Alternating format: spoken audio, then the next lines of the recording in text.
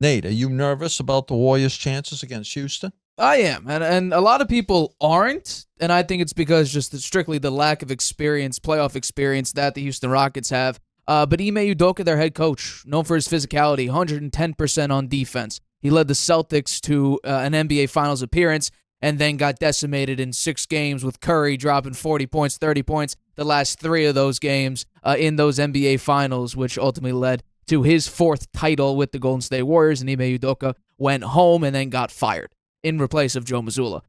So that's really the experience. 3 of the Rockets starters have 0 playoff experience, which that's going to be, I think, potentially a very crucial aspect of this series because at the head of the spear, the Warriors, Steph Curry, Draymond Green, Steve Kerr, all have won 4 NBA titles. So, and then Steve Kerr has actually won 9 if you include his also playing career. So Steve Kerr knows NBA Finals, won 9 of them, coach and player. Stephen Curry, Draymond Green, each won 4. But I think that this is going to come down to I think this could go 7, truthfully. And the fact that the Warriors are actually favored in this series is going to be very interesting to watch because Draymond Green, he had a quote saying that he doesn't really believe that they're the typical 7 seed. And I can understand that, but sometimes you have to look at the record and say, you know what? You are what your record says you are. Now, albeit, in this case, it's a little bit different because they made a serious acquisition about at the trade deadline with the Jimmy Butler move, and they've won an incredible amount with Jimmy Butler. So I think it's going to be key to see if playoff Jimmy, because we saw what play-in Jimmy looks like, and he was incredible for the Warriors. 38 points, he had 21 free throw attempts, I'm pretty sure. So we've already seen what that could look like. It's just a question of can he do it again in the playoffs against the Houston Rockets, an incredibly physical team. And I think that's what's going to be interesting because the last time these teams met, Steph Curry shot 1 of 10 for 3 points. That's bad. Really bad.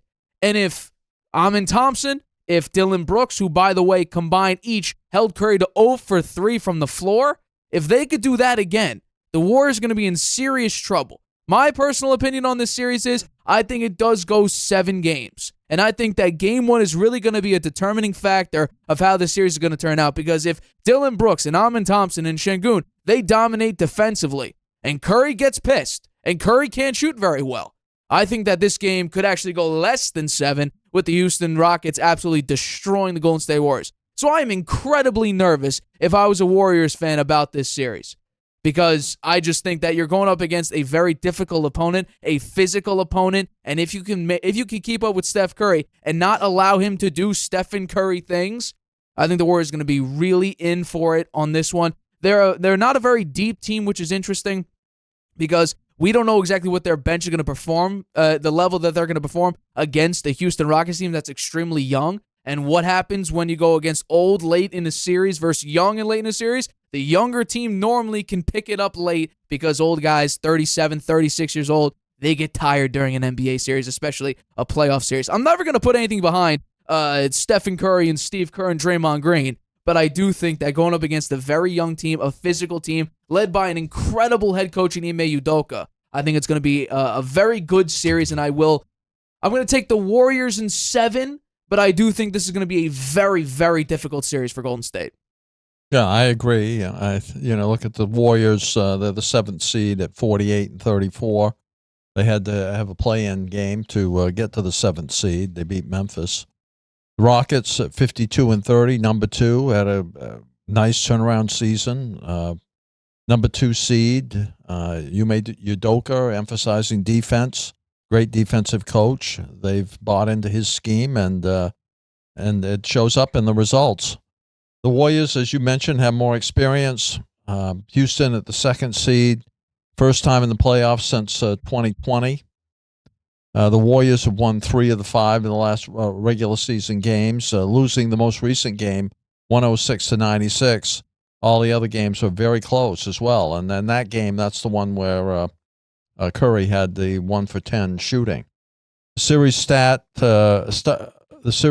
on Houston is court 29-12 win rate, so they do very well at home. Steph Curry 4-0 in the playoff series against Houston in his career.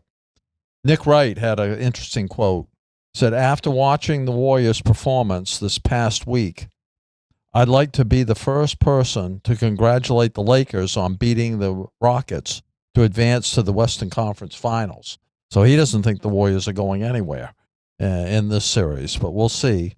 The Warriors are 23-7 since trading for Jimmy Butler, who had 38-point performance in the play-in game against Memphis. On the road, the Warriors were 24-17 this season. Charles Barkley's picking the Rockets. Shaq is picking the Warriors because of experience over youth. Smith is picking the Rockets because he thinks Jalen Green is going to play more consistently. The Warriors at number 7 are favored over Houston at number 2. It's the first time a 7 seed has been favored over a 2 seed since 1988. So that's an interesting stat. Houston's inexperienced in the playoffs. Fred VanVleet, who's one of their guards, won the championship with Toronto in 2019, but Alperen Şengün, Jalen Green, and Amen Thompson have never been to the playoffs, so that's certainly a factor that favors the Warriors. Curry had one of his worst games of the season in that last game against the Rockets. He was 1 for 10 from the field, 1 from 8 from 3-point range, and ended with 3 points. The Warriors have playoff Jimmy. I think that could be the difference here, who took the Heat to 2 NBA Finals in 4 years. Houston has Udoka, who is a defensive-minded coach who has Houston playing very physical basketball. The Warriors won't need Butler to carry them the same way he did with Miami, because the Warriors have Curry and Green. But if he can help Curry with the offensive load and close game and the close games, while providing Green with a dynamic defensive duo, that Kerr actually compares them to Pippen and Jordan, the Warriors will win the game 1, I think, and could make a run like they did in 2022 when they went to the finals. Houston's had success against the Warriors when they get physical, like they did on the game earlier in April that we just talked about. When they forced 20 turnovers and held Curry to the 1 of 10 shooting. The Warriors need to figure out a way to free Curry of Houston's physical defenders like Thompson and Dillon Brooks. The Warriors bench will be a key factor that has contributed, this is little known, I think, plus 1.6 net points per game, compared better than the starters who are at 1.2. The Warriors are the only playoff team to have this kind of a stat this season. I think the best case scenario is a playoff Jimmy in conjunction with the 2 other greatest postseason overachievers of the past 2 decades, Curry and Green, play well, and the Warriors win game 1. I actually have to completely disagree with that. They desperately need Jimmy Butler to be a massive X factor. And I do think at times Jimmy Butler will need to carry Steph Curry. Because what happens when Amen Thompson and Dillon Brooks shut him down like they did in the prior meeting? You need that other guy. You're not going to trust Pajemski to come out and shoot because he's had very cold nights. You're not going to trust Draymond Green to be the guy. Buddy Hield's coming off the bench. You don't trust him in a late game shot like they did against the Clippers.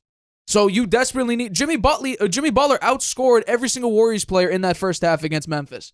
Do they beat Memphis if Jimmy Butler doesn't drop 38? No. Absolutely. So I completely disagree with that. They're going to need Jimmy Butler to be a huge part of this game. No, I agree with that. And yes, they desperately will need Jimmy Butler to carry them throughout the series. No, I'm not sure because they have no.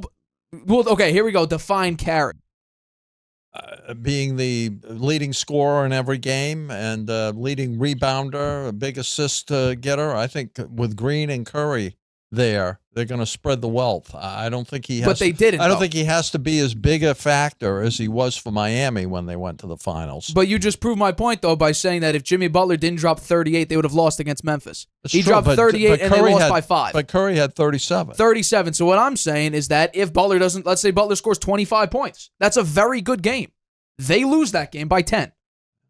Because you're really gonna have to trust Brandon Pajemski to actually have a good shooting night. He's not gonna shoot 6 of 10 or 5 of 11 from 3. Draymond Green's not gonna be your primary scorer outside of Curry. You're not gonna trust Moses Moody to be that primary scorer at all. You don't have size, So you could put Steven Adams and Alperen Şengün out there, and they will dominate down low. That actually falls more into the Jimmy Butler aspect, where he could take over the game because he drew, over 20 free throws.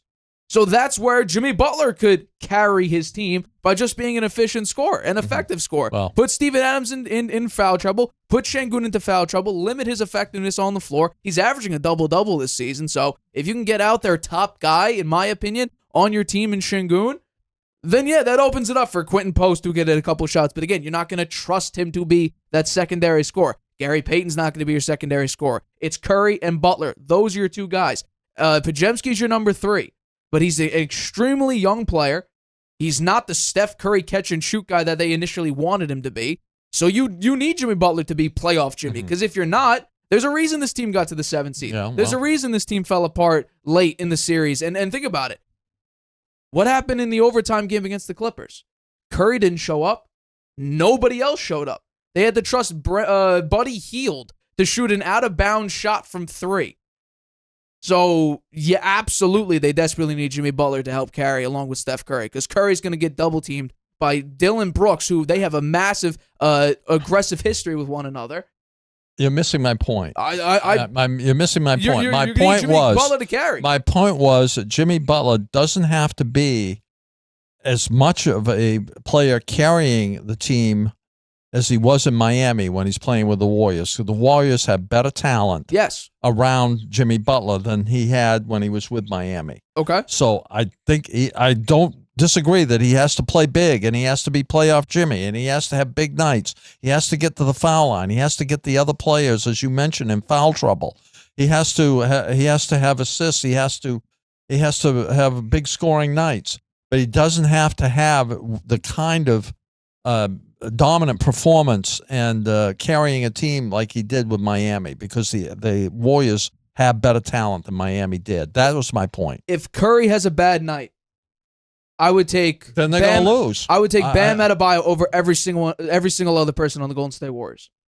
If Curry's having an off night, it puts Jimmy Butler in a more precarious situation, because again, I would take Bam Adebayo and Tyler Hero over the rest of the Warriors roster outside of Curry. Really? So that would mean it's actually a worse situation than in Miami, because you can go to Bam. You can go to Tyler Hero. You can go to Caleb Martin. He could have a great game. You can go to Max Strus, and he cannot miss a 3. Okay, well, because we saw that against the Boston Celtics. The Gabe Vincent dominated on defense against the Celtics. Max Strus had a couple crazy shots. I'm pretty sure Caleb Martin in Game 7 couldn't miss from 3. Mm-hmm. Well, you're gonna have to trust Quentin Post, Moses Moody, and Gary Payton to come up big. They never Draymond Green can't be your scorer. In the 4 years, the 2 times that the Miami Heat got to the finals, they would never have gotten there without Jimmy Butler. I agree. He carried them there. I agree. But remember some of those games? He had games of he had a couple of games close to 50 points on the way to against the Bucks, right? Remember that? Yep, yeah, I do. So I don't think he's going to be that kind of player in this series.